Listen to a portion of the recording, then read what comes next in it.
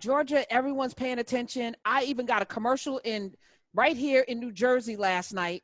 I'm like, I'm not even voting in Georgia. Why am I looking at Kelly Loeffler in Purdue looking like the Grinch? That was a great commercial, by the way. We're going to play bits of it. But why am I watching this in Jersey? Why, I know that these two seats will flip the Senate if Georgia comes out for Ossoff and Reverend Warnock. If they vote them in, Joe Biden and Harris will have the majority both in the House and the Senate, and we could probably get some stuff done and put Humpty Dumpty back together again.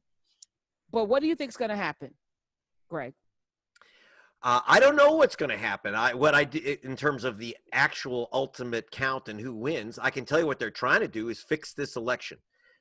In September, I issued a report through the ACLU of Georgia saying that 198,351 voters, almost 200,000 voters, were wrongly purged. That is, had their registrations canceled from the voter rolls of Georgia.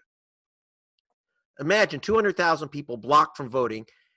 We got tens of thousands. I've been working with Black Voters Matter and other organizations to get these people back on the voter rolls. It's overwhelmingly voters of color, young people, low-income voters. They know who they're removing. It's illegal. And therefore, because the Secretary of State simply, even when he was confronted with the facts that he was removing people illegally, a true Jim Crow operation, he refused to return these voters to the voter rolls. So last week, Black Voters Matter, the Reverend Jesse Jackson and Rainbow Push, represented by C.K. Hoffler, who is now president of the National Bar Association, Barbara Arnwine, and now the Southwest Voter Registration Education Project, the big frontline Hispanic organization, we have sued the state of Georgia saying, return these voters to the voter rolls. You've knocked off 200,000 voters illegally. Put them back. And we're going to have a hearing in federal court on Thursday. The courts take this seriously. And by the way, so does the Republican Party. They're throwing in their big lawyers from all over the country. And we've got a legal dream team. They've put in their legal assassins. This is going to be the biggest case since Shelby v. Holder. There's going to be a huge case on Thursday to determine whether these 200,000 voters get their voting rights back. How do you think it's going to turn out? Well, not only have our attorneys said that the case, we're going to win this case to the press, but we've said it actually in private. Let's put it this way: we caught them red-handed. They said people have moved, and they included, by the way, included in that is for example, I was at the polling station in 2018 when they started this game, and one voter after another, Raheem Shabazz, Ashley Jones, one voter after another, all of them voters of color, were bounced out of the polling station, told you're not registered here anymore. You've lost your registration. And they left in tears, or they're given a provisional ballot, which didn't get counted. Because if you're not registered, it can't get counted. And I saw this, including a 92-year-old voter who'd been voting at the same voting station there in Atlanta for 50 years.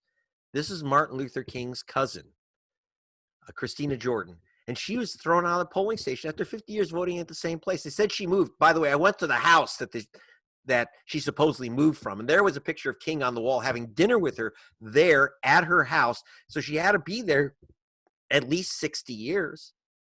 And they threw her off the voter rolls. Of course, let's face it, her crime was attempting to vote while Black. This is what they're doing. And if we look at the numbers in the Ossoff-Purdue race, which Purdue eked out a victory, but didn't make the 50% threshold that would not cause this runoff, he won by less than 100,000 votes. So 200,000 people thrown off, and they're targeting people who are what? What's the profile of the 198,000 people? 350. Okay. Sorry. They're targeting people, they say, who have moved. But often, just so you know, by the way, if you move within your county in Georgia, you don't lose your voter registration if you move down the street. We had a woman who moved within her building. But most of these people haven't moved at all, according to the post office. And according to them, we've been speaking to them on phone. We've been getting them on camera. So what they've successfully done is targeted people who make local moves or are otherwise vulnerable. In the case of Mrs. Jordan, in other words, sometimes you put in a change of address form to have someone else read your mail. That doesn't mean you've moved. Why are they using these phony move lists? And according to the post office, these are not permanent residence changes. The post office itself says we never got change of address cards from these people. Why are you What do they reviewing look them? like, Greg Palast? What's their background? Well, Who are these from people? overwhelmingly voters of color, and there are also young white voters put in there too. And they're kind of voters of color. That is, their color, their vote is blue. I can tell you right now, I mean, I know one young voter, a student in Georgia, who had a hellacious time, had to fight my daughter in Savannah. And so they know who they're going after. They're going after voters of color. They're going after young people.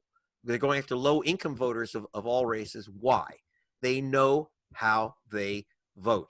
It is a partisan attack using Jim Crow methods that were supposedly eliminated 50 years ago.